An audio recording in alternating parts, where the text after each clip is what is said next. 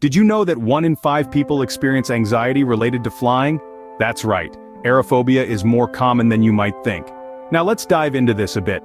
You see, aerophobia is not just about being scared of heights or the thought of plummeting down from the sky. Nope. It's an excessive worry about air travel, a kind of fear that makes you question everything from the plane's engineering to the pilot's breakfast choice. This jittery condition affects a significant number of people worldwide, and no, it's not because they're afraid of missing out on those delightful airline snacks. Although, let's be honest, who wouldn't fear missing out on those tiny packets of peanuts and pretzels, right? So, if you're on a plane and you spot someone nervously clutching their seat, don't jump to conclusions.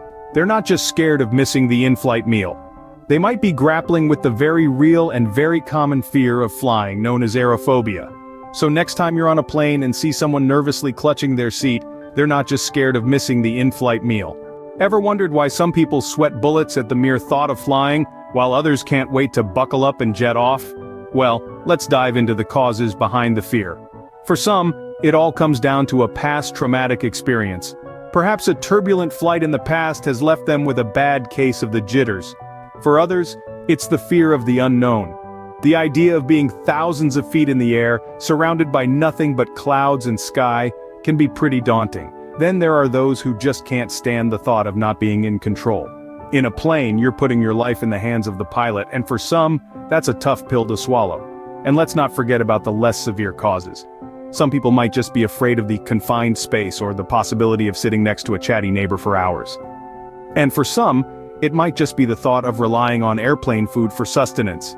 So, how do you know if you or someone you know is a card-carrying member of the Aerophobia Club? Well, let's dive right in.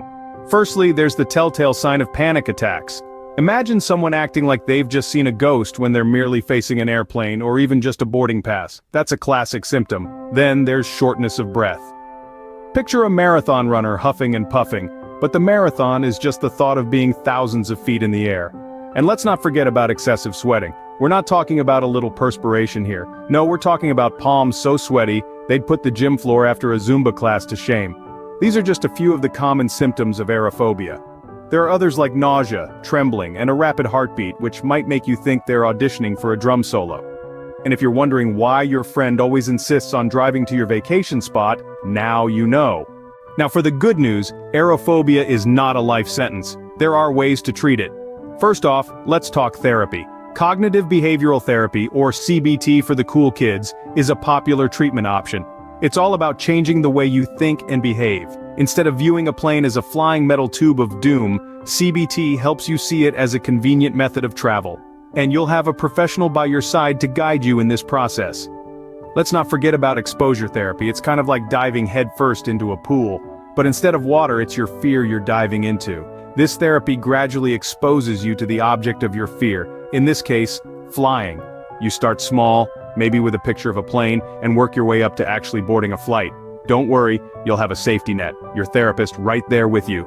Medication is another avenue to explore. Anti-anxiety meds can help take the edge off during a flight.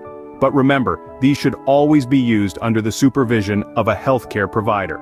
Lastly, there are relaxation techniques. Deep breathing, meditation, or even a gripping thriller to distract yourself can help to keep those jitters at bay. So, if you've been avoiding those exotic vacation spots because of your fear of flying, don't worry, there's hope yet. So, there you have it, everything you need to know about aerophobia. We've soared through the fear that flies, navigated the causes, and spotted the signs. We've even landed smoothly on the runway of treatment options. It's been quite the journey, hasn't it? But remember, knowledge is the first step to overcoming fear. If you found this video helpful, don't forget to hit the subscribe button and give us a like. And remember, don't let your fear keep you grounded. Safe travels, folks.